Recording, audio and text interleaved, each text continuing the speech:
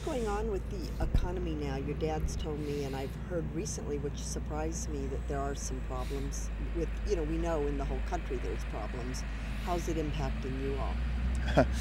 The economy has came to a standstill, and which in turn, on our end of it, they're not buying nothing.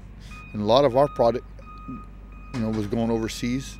Here in California, 75% of the milk is used for cheese, and nobody's buying cheese right now. Domino's, all the pizza places, the big restaurants, nobody's buying cheese. And, a lot of restaurants are saying that, hardly nobody's going in and everything. Yeah, the economy is, a lot of it I think to do is with the news media, because everywhere I go, you go to Fresno or Hanford, the parking lots are full. I went to Disneyland early December. It was jam-packed on weekdays, which is usually not, I mean, the people are out there, and I don't see the economy as bad as they say it is, but it affects us because when gas prices in the summer got up to $4 and some cents in early July, that just raises the corn price because of ethanol, and it was over $300 a ton, to where the year before we were paying we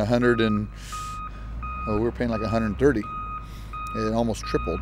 Then when the economy hit late in the year, I mean, our feed prices are, we have to make contracts for our commodities to feed our animals. We could buy spot loads, but if you don't know what the market's going to be, there's a game we have to play because it could go up to $400. So we buy at a certain price what we think is going to be good for us. Then when the economy hit, I'd say 100% of the dairymen are paying 75 to 80% more in commodity prices than what we were last year. And the milk price has fallen about 60%. So, and when we look at stuff, we don't look at something as far as hundreds or thousands of dollars per animal or a day the cost. We look at it by a penny, and we see how many cents we could save a cow a day. So, and it's not much. I mean, so the economy is really stagnant and slow, and nobody's buying nothing. And if you were to look forward, what kinds of things are you looking forward to? What are you hoping for? Retirement. Nah. Already? You're a little young for that. Yeah. But no. What's the future for you all in your family? Hopefully to stay in the dairy business, or be able to, and keep it going. It's been here since the early 1920s as a family-owned operation, and we want to keep it that way. We don't want to sell out. We don't. What the future holds, we don't know. But the old saying goes, "What goes around comes around."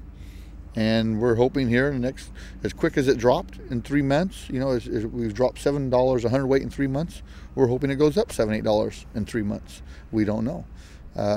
If nobody's buying cheese right now, everything's stagnant. We're hoping that in a week or so, that all of a sudden there's not going to be a supply, and then everybody has to buy. So we're hoping that bumps it up a little bit.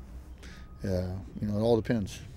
And the last question is, what's the biggest misconception you think people from the city have about people from the country, particularly in this state? Pretend like I'm LA, Miss LA, I don't even know. Oh, I got so much stuff I've seen and heard.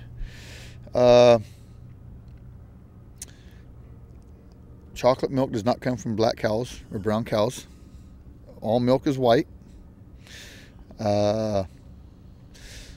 Whole milk is not 100% fat, to where you have 2% is 2%, and you save 98%. It's not that. Whole milk is actually only 3.5% fat.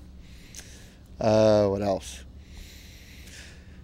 Boy, we are stewards of our environment. We take care. I mean, we are going to take care of our ground that we put our manure water on and our manure solids from the cows on.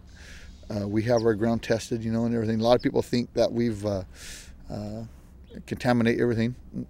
That's far-fetched, because we have to put it on minimum but we did the most efficient job till we could get the best production per acre, because we're able to keep, we have to feed our cows the perfect stuff, plus we're able to sell some if we could produce extra. So we'd go the most efficient, you know, we don't contaminate nothing.